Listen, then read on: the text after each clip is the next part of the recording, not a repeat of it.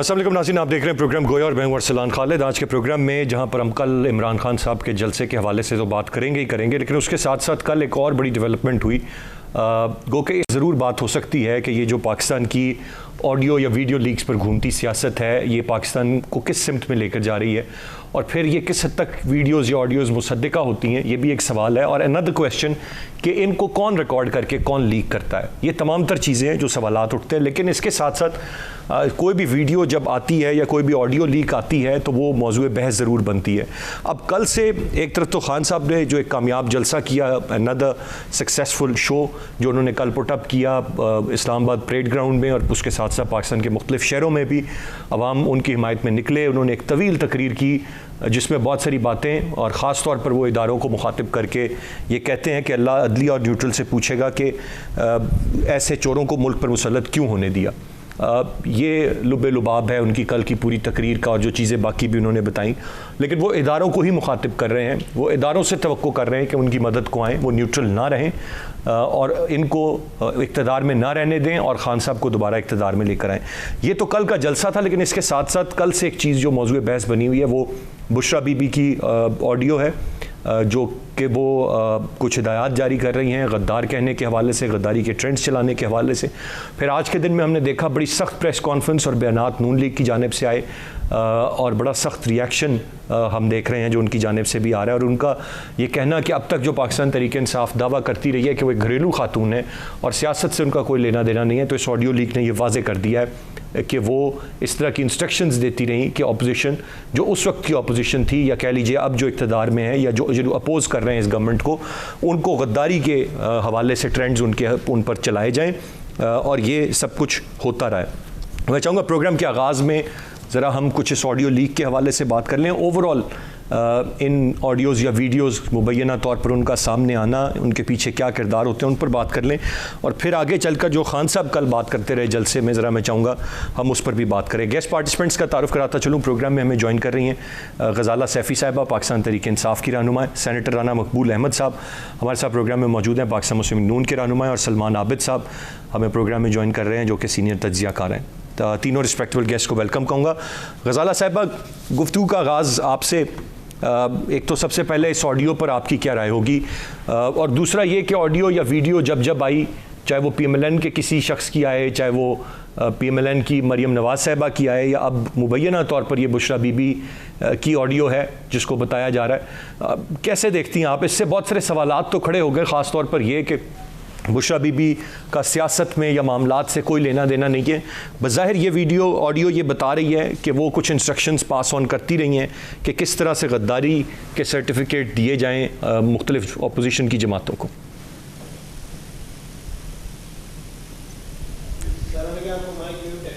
गजाला साहिबा, माइक आपका म्यूट है, मैं सुन नहीं पा रहा हूँ आपको। कहना चाहूँ सिलसिले में कि देखिए, कोई भी ऑडियो लीक की ऑथेंटिसिटी को चेक कर सकते हैं, पूछा जा सकता है और ये वाकई उनकी बात, क्योंकि कोई ज़रूरी है कि जैसे कुछ लोग बहुत को मिमिक कर सकते हैं, और क्योंकि इस वक्त जो है कोशिश करते हैं कि घेरा इमरान खान पर, और कोशिश की उनकी फैमिली के ऊपर, उनकी जो बेगम है उनके ऊपर बातें की, क्योंकि उनकी बाकी फैमिली में से तो कोई भी पॉलिटिकली एफिलिएटेड नहीं है, ना उनकी वाइफ साथ रहते तो घरेलू खातून है। मगर ये जिस तरह से जो ऑडियो एंड वीडियो लीक्स का जो सिलसिला शुरू किया, वो एक तो मेरे ख्याल में तो चाहे वो किसी और पार्टी का हो, या इस तरह से वीडियोस और ये लीक होते हैं, मेरे ख्याल में ये होने नहीं चाहिए। अगर होते भी हैं तो उनकी ऑथेंटिसिटी को भी क्वेश्चन करना चाहिए, क्योंकि अब मॉडर्न दौर है, टेक्निकल दौर है, बहुत सारी चीज़ें जाती हैं कि इसके अंदर कोई मैसअप किया एक्चुअल बात। तो ये एक सही चीज तो नहीं है, बट ये तो इस तरह से चेक हो जाना भी इम्पोर्टेंट है कि एकदम से कोई भी किसी उन्होंने ये कहा आवाज चलाए और फिर उसके बाद वो बात आगे बढ़ जाए। मेरे ख्याल अभी बहुत जल्दी है कि ऐसी बात है कि बुशरा बीबी के बारे में कोई ऐसी पॉलिटिकल एफिलिएशन या इंटरवेंशन बात करें, तो मैं इसको इसकी ऑथेंटिसिटी को चैलेंज कर, और मैं क्या हमारी पार्टी पे चैलेंज, तो इसलिए ये कोशिश ये तो खुले बंद कुछ करते हैं। गुफ्तगू का सिलसिला जारी है, एक ब्रेक की जाने बढ़ेंगे, ब्रेक से वापस आकर मजीद बात करते हैं, साथ रहिए।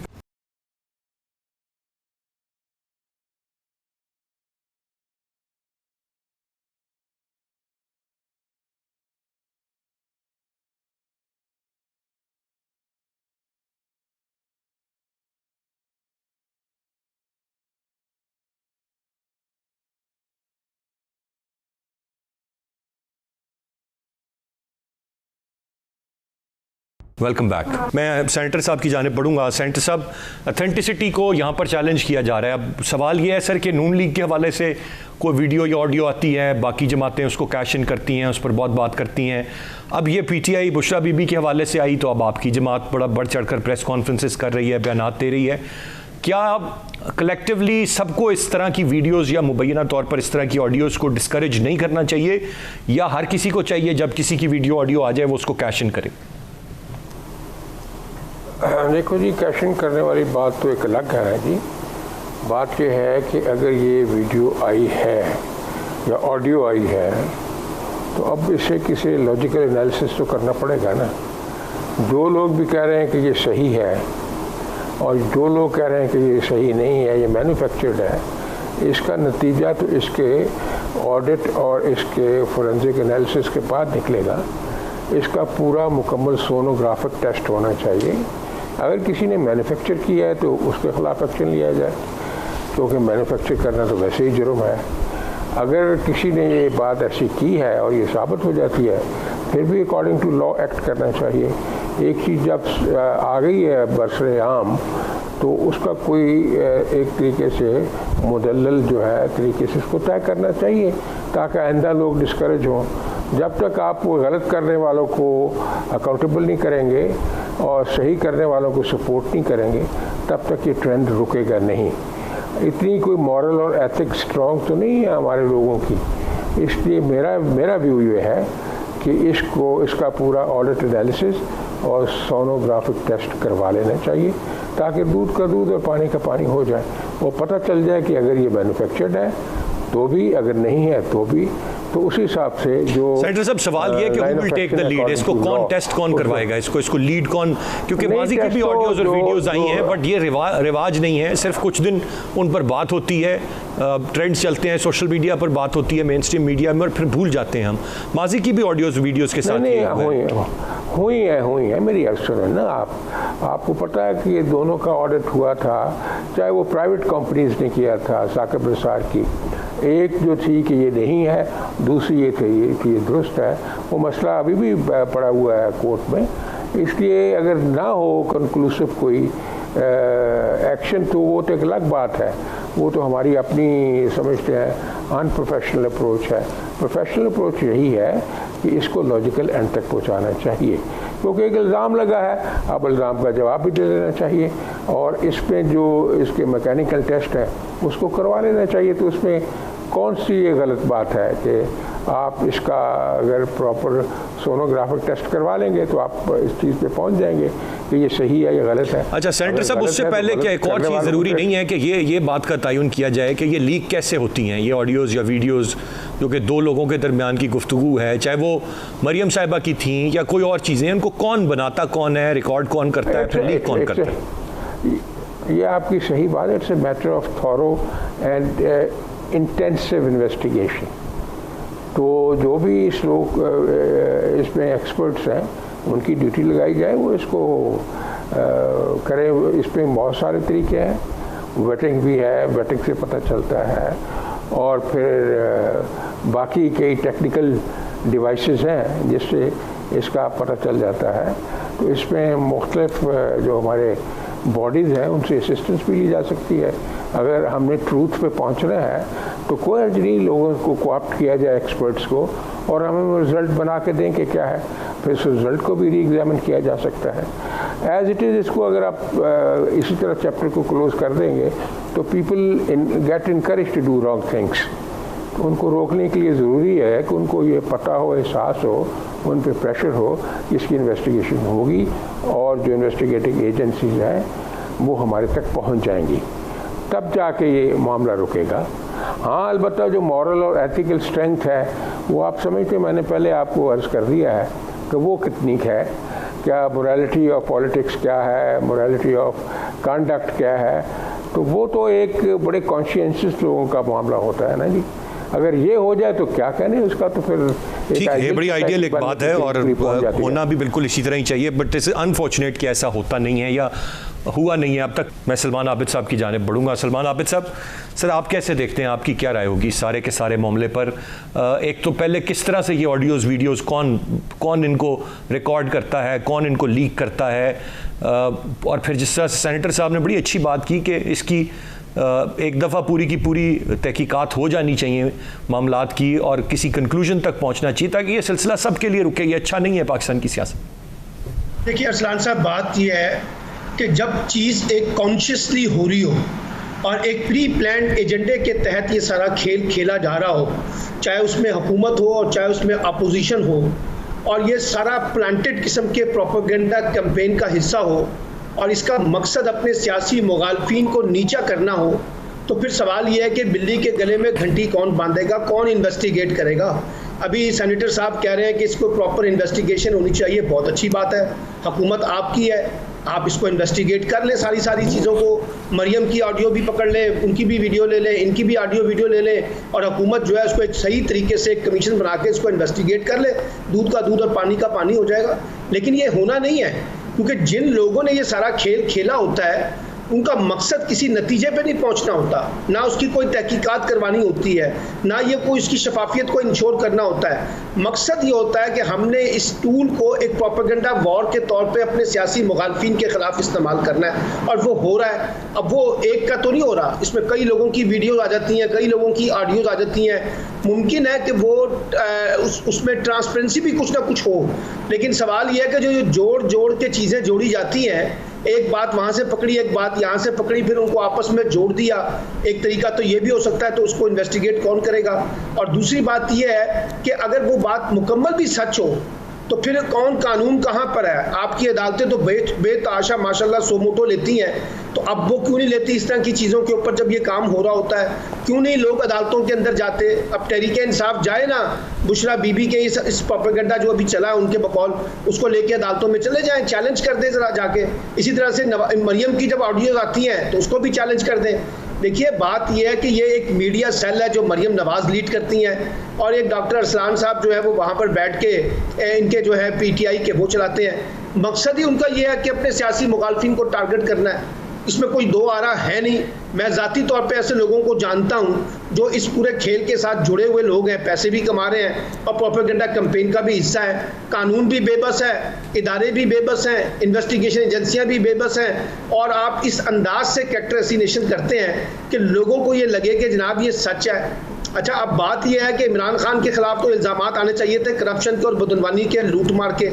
अब बात यहाँ तक पहुँच गई है कि उनकी बीवी की वॉइसेस जो है वो निकाली जा रही हैं, और इसी आज तो सलमान आबिद साहब बड़ा खुल्लम खुल्ला मुस्लिम लीग नून के रहनुमा इमरान खान साहब पर इल्ज़ामात आयद करते रहे। कहा कि ये सारा कुछ इमरान खान साहब की सरपरस्ती से हो रहा था। जो बुशरा बीबी इल्ज़ामात आयद करना एक और चीज़ है ना, ये हुकूमत में बैठे हुए हैं ना, तो हुकूमत से बाहर बैठे हुए हैं। अगर ये हुकूमत में अता तारड़ साहब बैठे हुए हैं, अहमद खान साहब बैठे हुए हैं, शहबाज शरीफ वज़ीर आज़म है, वज़ीर आला हमजा शहबाज है, वज़ीर दाखिला राना सनाउल्लाह है, तो कौन सी चीज़ है जो इनको रोक रही है कि इसको प्रॉपर तरीके से इन्वेस्टिगेट ना करें? और अगर इनके बस में नहीं है और ये कर नहीं सकते तो फिर इनके पास हुकूमत किस चीज़ की है, ये भी बात सवाल है। देखिए ना, अपोजिशन जब इस तरह की प्रेस कॉन्फ्रेंस करे तो मुझे उसकी मंतक समझ आती है लेकिन जब हुकूमत खुद इस तरह की प्रेस कॉन्फ्रेंस करे तो उनकी बेबसी जाहिर होती है, या बेबसी जाहिर होती है या वो इस खेल का तो हिस्सा सलमान आबिद साहब, ये तो as a matter of fact बेबसी थी ना। पाकिस्तान तहरीक इंसाफ के भी एक शहजाद अकबर साहब हुआ करते थे, वो भी बैठ के कहानियां सुनाया करते थे। कौन सा केस साबित कर पाए? मैंने तो आपके सामने अरसलान साहब दोनों की बात की है ना, कि दोनों एक प्रोपेगेंडा टूल के तौर पर इसको इस्तेमाल कर रहे हैं। मैंने किसी एक फरीक की तो बात नहीं की है। मैं ये कह रहा हूं कि इसके अंदर शफाफियत कितनी है, क्योंकि वो इन्वेस्टिगेट नहीं होनी और ना होनी है ना करनी है। प्राइम मिनिस्टर साहब जितना मर्जी कर ले, चीफ मिनिस्टर साहब वज़ीर दाखिला कर ले, इन्होंने इसको इन्वेस्टिगेट नहीं करना। गुफ्तगू का सिलसिला जारी है, एक ब्रेक की जाने बढ़ेंगे, ब्रेक से वापस आकर मजीद बात करते हैं, साथ रहिए।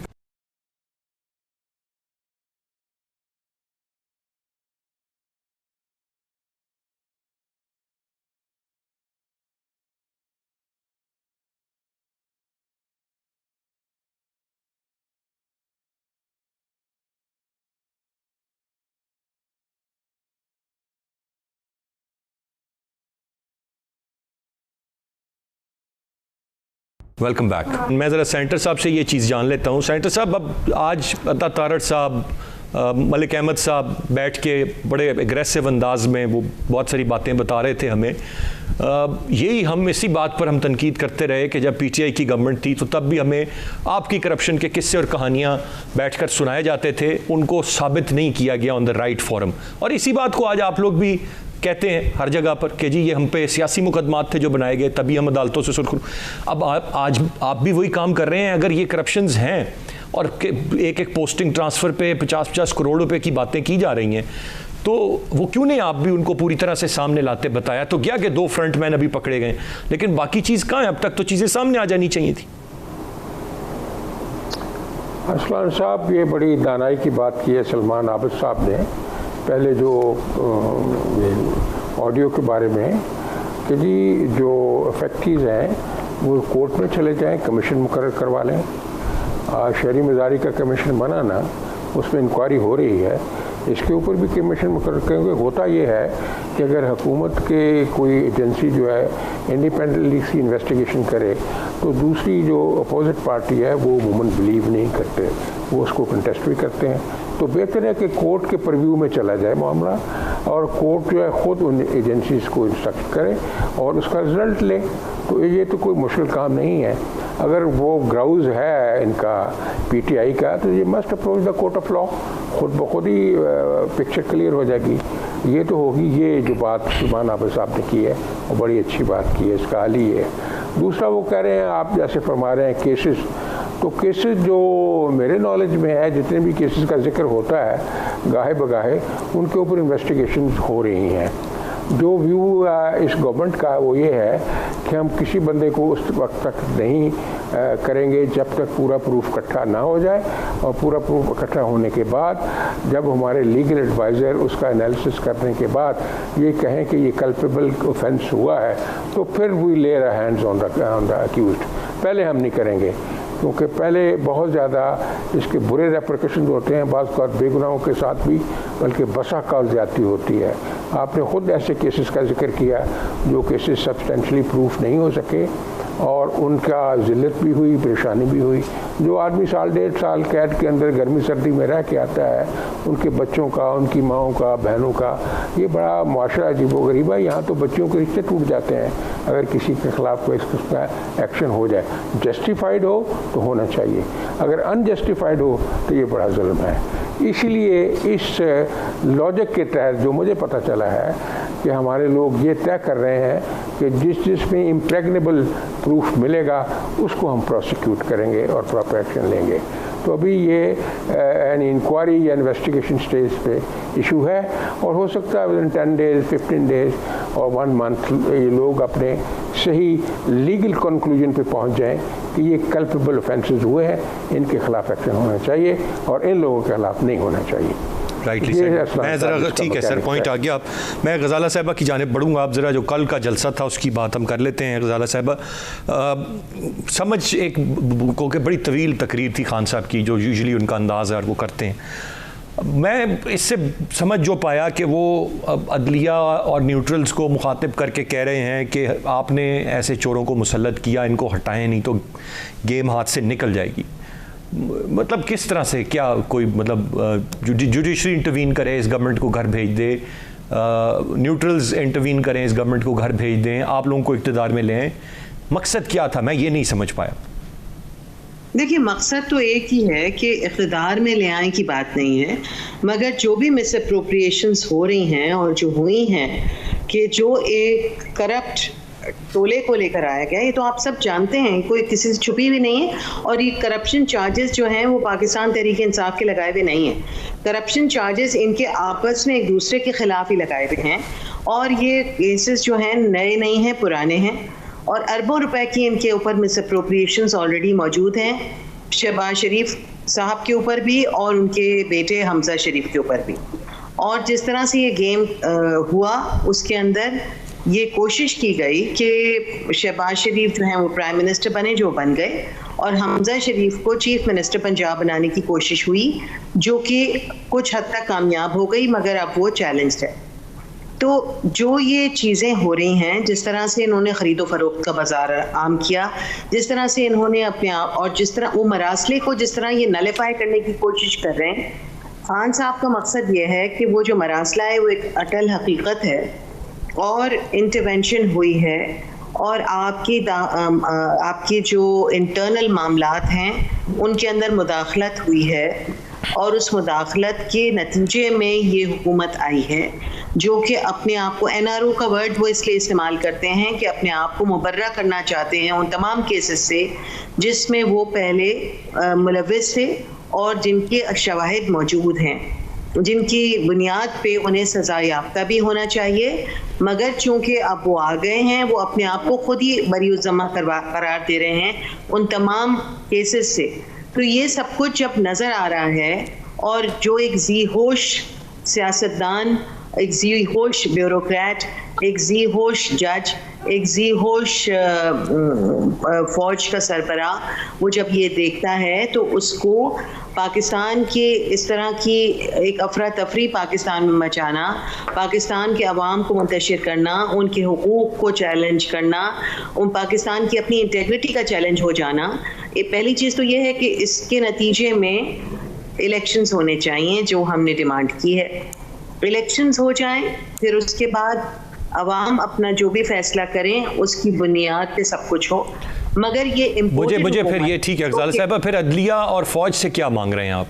ये तो बैरूनी साजिश थी, ये तो बैरूनी साजिश थी, फिर जहां से रात को कोर्ट्स खोल सकती है, तो अदलिया बहुत सारे ऐसे केसेस हैं जिन पे उनको सुमोटो एक्शन लेना चाहिए था, और अभी भी लिया जा सकता है, कोई देर नहीं हुई है, क्योंकि बहुत सारी चीज़ें जो कि आंखों के आगे आपको एक तमाशा करके दिखाया जा रहा है, और अवाम को बिल्कुल मुस्तरद करके एक नया कोई एजेंडा लेकर आए हैं लोग, उसको जो ज़ीहोश अदलिया है, या जो ज़ीहोश न्यूट्रल्स हैं, जिसका लफ्ज़ न्यूट्रल इस्तेमाल किया गया है, उनको ये समझने की ज़रूरत है। और आप देख सकते हैं कि बहुत सारे वो लोग जो कि अहम रुतबों पे रह चुके हैं फ़ौज में, उन्होंने अपने अपने कमेंट्स फेसबुक पे और सोशल मीडिया पे अलग-अलग प्रेजेंट किए हैं। तो वो तो किसी से इन्फ्लुएंस नहीं हो रहे, ना उनका इमरान खान से कोई ताल्लुक़ है, वो पाकिस्तान की बका और पाकिस्तान की सालमियत और पाकिस्तान की बेहतरी के लिए बात कर रहे हैं। इमरान खान भी पाकिस्तान की बेहतरी के लिए और पाकिस्तान की सालमियत और पाकिस्तान के अवाम की बेहतरी के लिए बात कर रहे हैं। इसलिए देखिए, जहाँ तक इल्ज़ामात की बात है तो एक हज़ार इल्ज़ामात हैं, आपकी गवर्नमेंट, आपकी गवर्नेंस, और अब जो फरा बीबी के हवाले से चीज़ें आ गई, फिर किस किस मामले पर अदलिया तो हर मामले पर नहीं सूमोटो ले रही, सिर्फ इल्ज़ामात की बुनियाद पर तो नहीं किसी चीज़ पर हतमी फैसला दिया जा सकता। देखिए, फरा जो भी हैं, फरा जो हैं वो कोई हुकूमत का हिस्सा नहीं थी। फरा जो हैं वो एक उनका ताल्लुक़ एक एस्टेट एंड प्रॉपर्टी डेवलपर्स का उनका हस्बैंड था, उससे उनका ताल्लुक़ था, उस फैमिली से। और बहुत सारे लोग होते हैं जो आपके दोस्त हों, अगर किसी के भी बारे में खोजते जाओ, जब कोई नहीं मिला तो एक फरा मिल गई। भाई, आपकी तो अपनी मैं बात कर रही हूँ, शहबाज शरीफ खुद हमजा शरीफ खुद, तो मतलब इनके यहाँ तो अभी फरा बीबीज तो पता नहीं कितनी 4 घर तो इन्होंने ऑलरेडी हुकूमत के खर्चे पे चला रहे हैं। ठीक है, पॉइंट आ गया गजाला साहब आपका। मैं जरा सलमान आबिद साहब की जानिब तो ये सही हो रही। और फिर मरियम बीबी को तो शौक है ऑडियोज एंड वीडियोस बनाने की, लोगों को ब्लैकमेल करने की, ऊपर से लेके नीचे तक उन्होंने पता नहीं किस किस की कहाँ लोगों को भेज के वीडियोस और ऑडियोज बनाई है। ये तरीका कार ठीक है गजाला साहब, पॉइंट आ गया। अगर कोई उनकी अपनी वीडियो किसी के हाथ लग गई तो फिर क्या करेंगी वो? ठीक, मैं सलमान आबिद साहब आपसे जानना चाहूँगा सर, ज़रा थोड़ी सी रोशनी डालें जो कल की खान साहब की तकरीर थी। ठीक है, बैरूनी साजिश मुदाखलत ये बातें एक तरफ थी, ये बयानिया यहाँ से शुरू हुआ, फिर उसमें न्यूट्रल कौन है इसकी बहस रही। अब खुलकर न्यूट्रल्स को मुखातिब किया जाता है, अदलिया को मुखातिब किया जाता है और कहा जाता है कि जी बचा लें आप इस सारे मामले को। जा क्या रहे हैं, ये मामला जा किस तरफ रहा है सर? देखिए, इमरान खान साहब को भी पता है, आपको भी पता है, राना साहब को भी पता है और सबको पता है कि पाकिस्तान में फ़ैसले कहाँ होते हैं। अब नए इंतखाबात का फ़ैसला शहबाज शरीफ ने तो नहीं करना, नए इंतखाबात का फ़ैसला उन्होंने ही करना है जिन्होंने शहबाज शरीफ को ला के बिठाया हुआ है। इसलिए इमरान खान जो है वो अपना दबाव जो है वो नहीं, तो फिर क्या इसी जुमले में हम ये कह सकते हैं कि उन्होंने इमरान खान साहब को ला के बिठाया था? सर देखिए ना, पाकिस्तान में जितने भी इंतखाबात हुए हैं, आपका ख्याल है कि वो शफाफ इंतखाबात होते हैं? क्या आपका ख्याल है कि जो आज तक मुंतखब होता रहा है उसको ला के बिठाया जाता रहा है? मैं ये मान लूं पाकिस्तान में, देखिए पाकिस्तान में ताकत के जो मराकज़ हैं, आप उनको कैसे रूल आउट कर सकते हैं भाई? आप भूल जाते हैं कि पाकिस्तान में कैसे हुकूमतें बनती थी, कैसे बिगड़ती थी, कैसे टूटती थी, 58 भी कैसे इस्तेमाल होता था, मार्शल लॉ कैसे लगते थे। सलमान साहब, पर गुस्सा और नाराजगी किस बात की? अगर ला के बिठाया था तो हटा भी दिया। नाराजगी, देखिए गुस्सा और नाराजगी इसी बात पे है ना कि जनाब आपने, हमें जिस तरह नवाज शरीफ साहब को गुस्सा आया था जब उनकी हुकूमत को निकाला गया था। पाकिस्तान में जिसकी भी हुकूमत जाती है उसको इस्टेब्लिशमेंट से नाराजगी होती है और जिसकी भी आती है उसकी इस्टेब्लिशमेंट से दोस्ती होती है, इस्टेब्लिशमेंट उनकी हमायत करती है। अब इस वक्त जो नए इंतखाबात का मुतालबा है ये बुनियादी तौर पर इस्लामाबाद में ताकत के मराकज़ में ज़ेर बहस है। कोई फैसला तो नहीं हो सका कि इंतखाबात इसी बरस होंगे या अगले बरस होंगे, लेकिन एक दबाव की कैफियत तो है ना, सब पे है, जुडिशरी पे भी है, इस्टेब्लिशमेंट पे भी है, सियासी कुव्वतों पे भी है, हुकूमत पे भी है, सब लोगों पर एक दबाव है कि जी पाकिस्तान का रेजोल्यूशन क्या है, क्या नए इंतखाबात मसले का हल साबित हो सकते हैं जो इमरान खान मुतालबा कर रहे हैं। तो वो एक इस वक्त डिबेट जो है वो चल रही है। ठीक, और ये फैसला ये कोई सियासी जमात फैसला नहीं करेगी आपकी नज़र में? नहीं, देखिए ना, बात यह है कि फैसला तो उसी सूरत में होना है और उसी सूरत में जाके ये देखना है कि इमरान खान कितना दबाव बढ़ाते हैं। कल का इमरान खान का जलसा बहुत कामयाब जलसा था, उन्होंने बड़ी अपनी स्ट्रेंथ शो की है, लेकिन जलसे तो उन्होंने पहले भी बहुत किए हैं, लेकिन जब लॉन्ग मार्च किया तो वो चीज़ उस तरह से परफॉर्म नहीं हो सकी। तो इमरान खान कितना दबाव बढ़ाने में कामयाब होते हैं फाइनली, कि क्या वो नए इंतखाबात का मुतालबा मनवाने में कामयाब होते हैं, नहीं होते हैं, और मुस्लिम लीग नून जो है वो किस हद तक वो दबाव जो है वो उसको अफोर्ड कर सकती है। तो बहुत सी बातें हैं जो अभी जुलाई के महीने में काफ़ी चीज़ें क्लियर हो जाएंगी कि ये जो इंतखाबात का जो मामला है ये इसी बरस होना है या अगले बरस होना है। बहुत से लोग ये कह रहे हैं कि इस साल के आखिर में बहरहाल किसी ना किसी शक्ल में आपको इंतखाबात की तरफ जाना पड़ेगा, लेकिन बहुत से लोग कहते हैं कि हुकूमत चलेगी। इसमें इस वक्त एक कन्फ्यूजन है जिसमें बहस जारी है पाकिस्तान के सियासी हलकों में। पॉइंट आ गया सर, बहुत शुक्रिया तीनों रिस्पेक्टेबल गेस्ट का। अगले महीने 14 अगस्त को पाकिस्तान 75 बरस का हो जाएगा। That's quite a long time. अब सवाल ये है कि ये ऑडियोज़ वीडियोज़ इदारों को मुखातिब करना, ये पॉलिटिकल मैच्योरिटी पाकिस्तान की सियासत में हम कब देखेंगे, अमली तौर की जमहूरियत कब देखेंगे, ये सवाल 75 बरस के पाकिस्तान के होने के बाद भी आज बरकरार है। पता नहीं कब तक रहेगा, लेकिन इसका जवाब जितनी जल्दी मिल जाए उतना ही सबके लिए बेहतर है। आज के प्रोग्राम से इतने। अहसान खालिद को इजाज़त दीजिए, अल्लाह ने के बाद।